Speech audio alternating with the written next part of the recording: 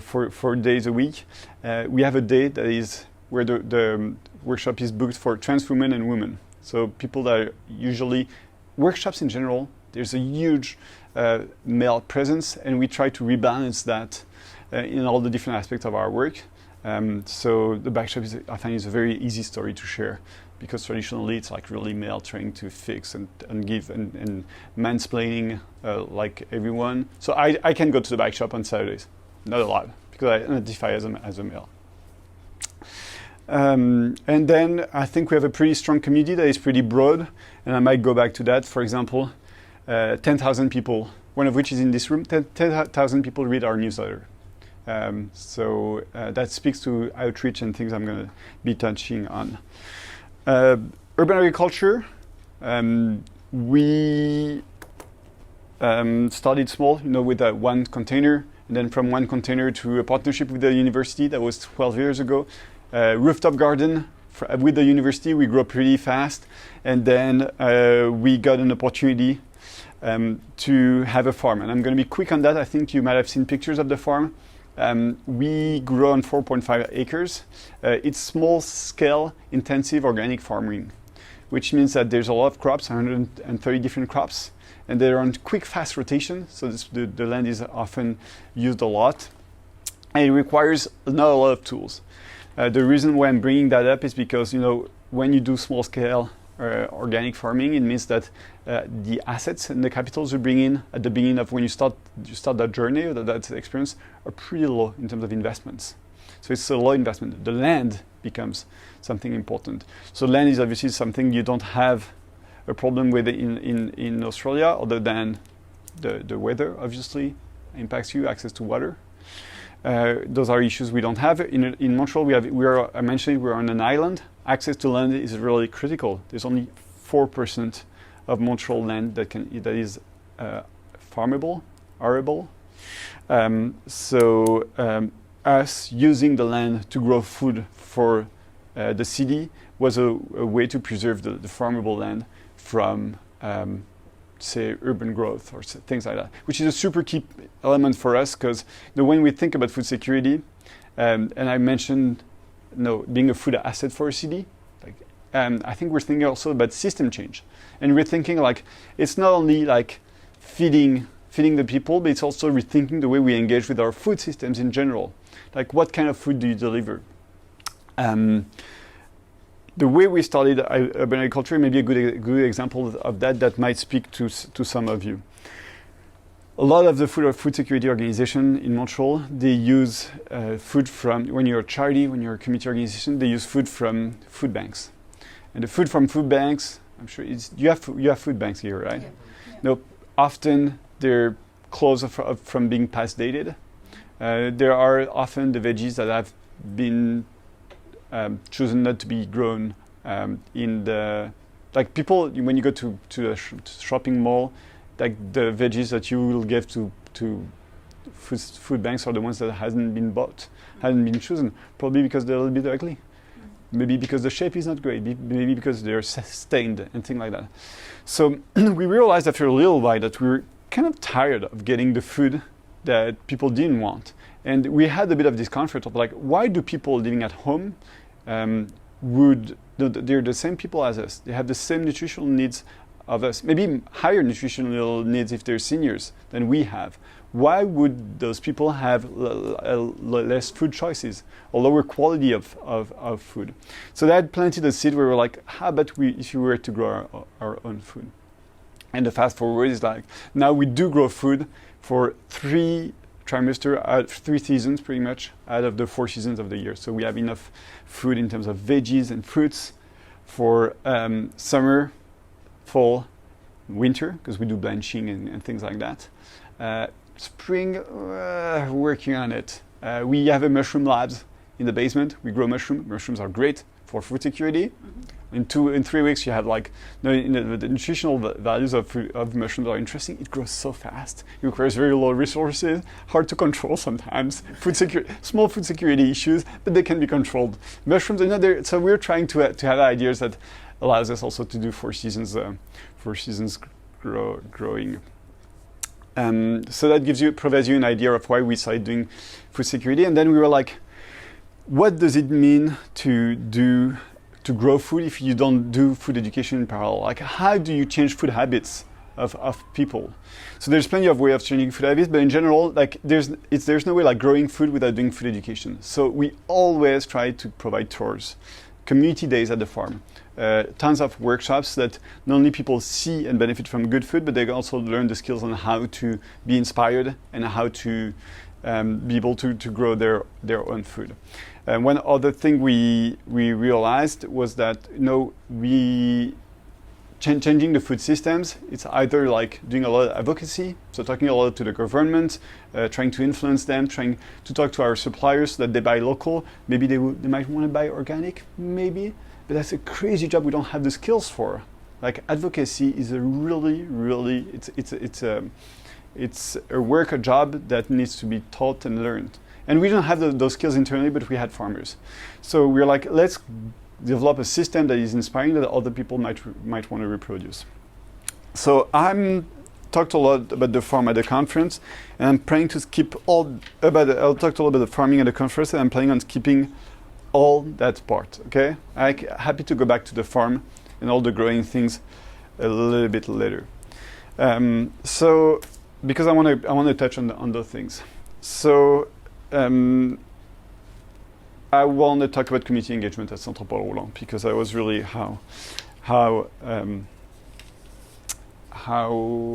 you demonstrate interest. So if there was one thing that I would want you to have conversations or things, one thing that I like the idea of sharing because it feels a little bit different with the Roulant is that we work crazy hard on making sure that people are engaged to the degree that they seek within the organization. The donors, we want to make sure that they're engaged to the degree that they seek. Sometimes the Meals on Wheels client, and I'm going to come back to that, and the volunteers. And I'm going to start obviously with that because that's all of the questions are around that. So what do we mean about that? And there was your questions about the onion, like cutting the onion and things like that. What we've seen is that people who have interest in volunteering, at least at Santropol Roulant, those 2,000 people, like a vast majority of them are in period of transition in their life. Either they've lost a job, they're done with their studies, they're newly retired, they went through a breakup. So there's always a moment in their life when they go through a transition. Myself, I volunteered at the Roulant when as a newcomer to a country. A lot of newcomers. They do volunteer. It's a great way to learn skills, to integrate into a country, learn the language. Also, big deal in Montreal, learning a language. And things like that. So for us, it was like, okay, people come to volunteer for many different reasons.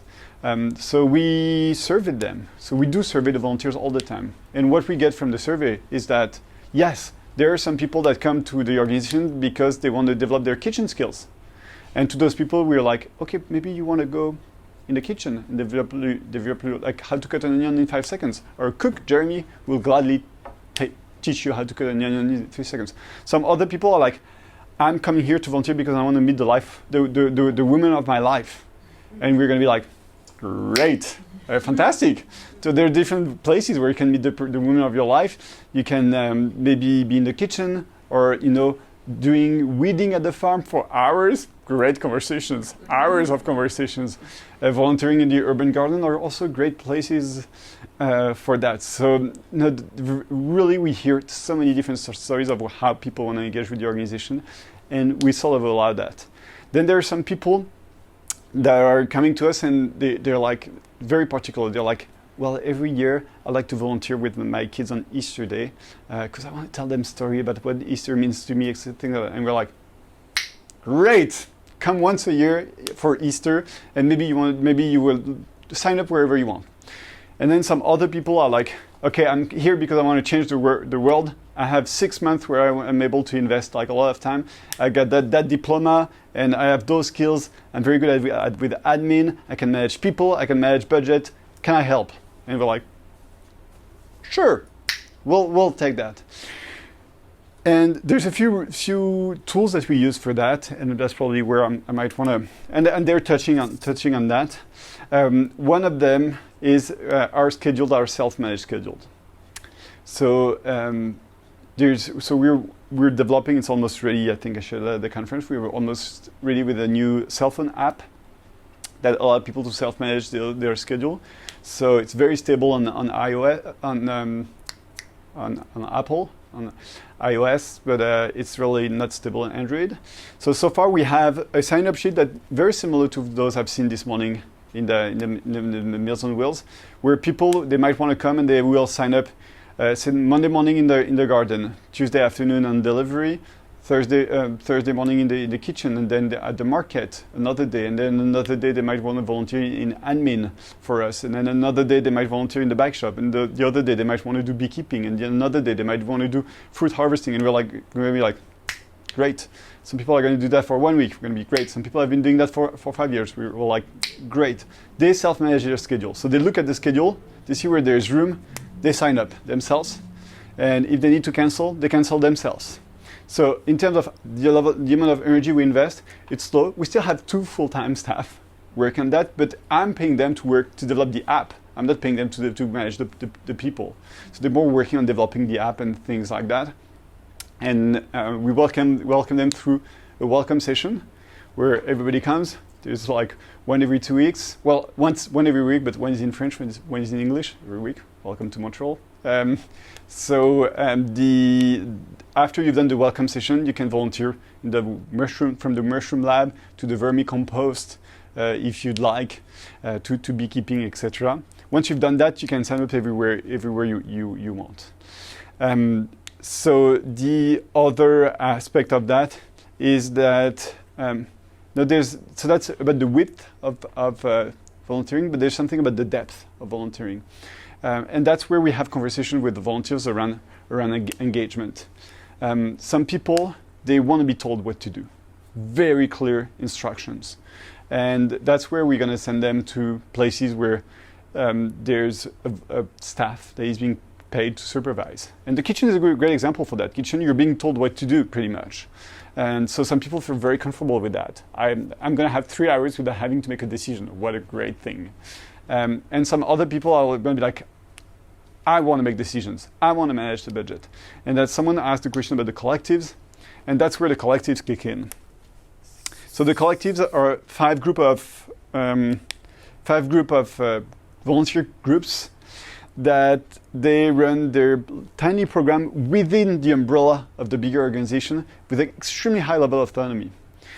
So what we do is that because we are, we have a building, because we have storage space, we have meeting rooms and things like that, we provide to those groups resources. So we see Santropol Roulant as a resource provider in food security initiatives. So I'm going to take, for example, the fruit harvesting project. It's called Fruits Défendus, the forbidden fruits. It is a group of 300 volunteers. They go around the city, they harvest the fruits, they bring back the fruits back to the kitchen, they turn the fruits into jam or applesauce, things like that. We have a little general store, and then they sell in our little general store the jams and things like that. With the revenues they get, they self-fund